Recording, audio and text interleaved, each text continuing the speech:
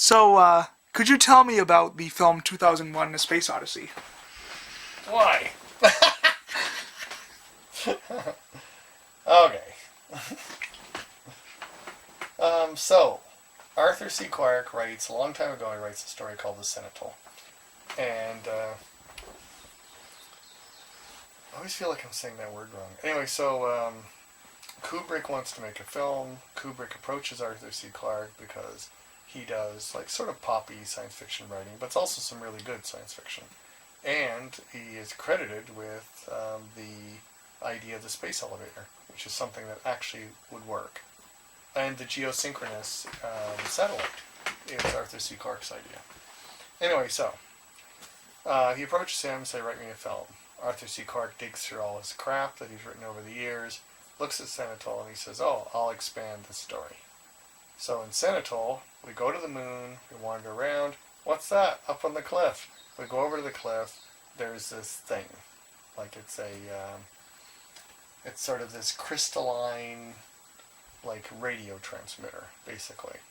And we smash it open, the radio transmitter stops transmitting, and the aliens, wherever they are, know that now we're there, and that we've woken up and gotten out of the cradle, and we're actually going to come and pick them up or whatever. Or they're going to come pick us up. Okay, so, he says, I'll take that story. So in that story, we go to the moon, we find like that black, like domino piece, nothing written on it. You can't even get into it. You can't do anything to it, and it's just a big chunk of crap. And so, all it really proves is some intelligent force made this, then I guess didn't like it, and buried it on the moon. That's really all it tells us. So, we find that. Then, we say, isn't that strange? And I think it's Io, isn't it? Is Io the moon or Europa? I think it's Europa, actually. Europa. And Jupiter. And is an ice world. And we often wondered years ago why it was so bright. And, it has like a really bright albedo, we call it. And so Arthur C. Clarke takes that and says, why is that so bright? Maybe that's an alien artifact too. So we dump the crap on the moon, the big domino piece, hop into the spaceship, head over to Europa, and we find out Europa is a man or human or alien-made device that is some sort of transmitter on the way. And then the guy hops in it, he heads through millions of light years, and he ends up with the aliens, who are vague, amorphous, non-entities in both the film and the book. And then he comes back and combs his mother's hair. That's the story. Now, the really interesting story that happens along the way, which actually has become the main story, is HAL, the computer.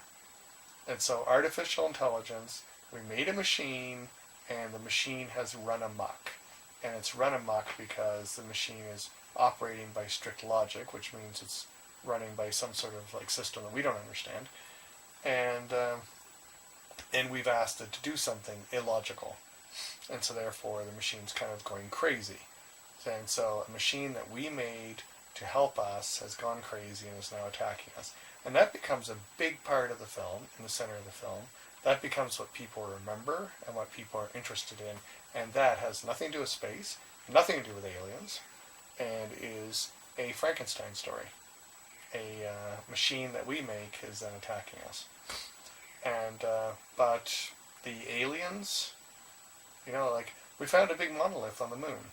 We went there, we found a space gate, made out of this planetoid, Europa, that can take us millions of light years. Does the film or the book do anything with that? No. Doesn't even bother.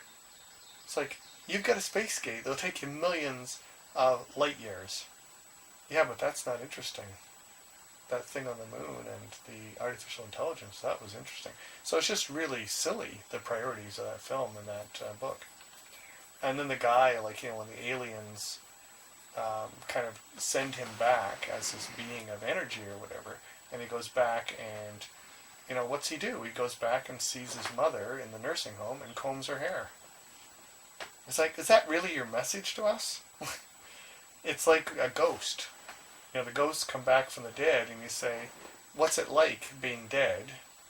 And they say, oh, cold, dark. And it's like, did you lose all your brains after you died? Do you have absolutely nothing to contribute? Because if so, piss off. And just go back to wherever it is ghosts go. It's like, you got nothing more to contribute than that. I could get that from a bug. Cold, dark. It's like, no, you died, you came back, and you can't tell me what it was like. Well, get out of my way then. Like, what a useless ghost. And it's the same way as this guy. He goes and meets the aliens, comes back, has nothing to tell us. And I'd say, waste of time. Wouldn't even have sent the guy out to Europa. And probably it was a big mistake even digging up the domino.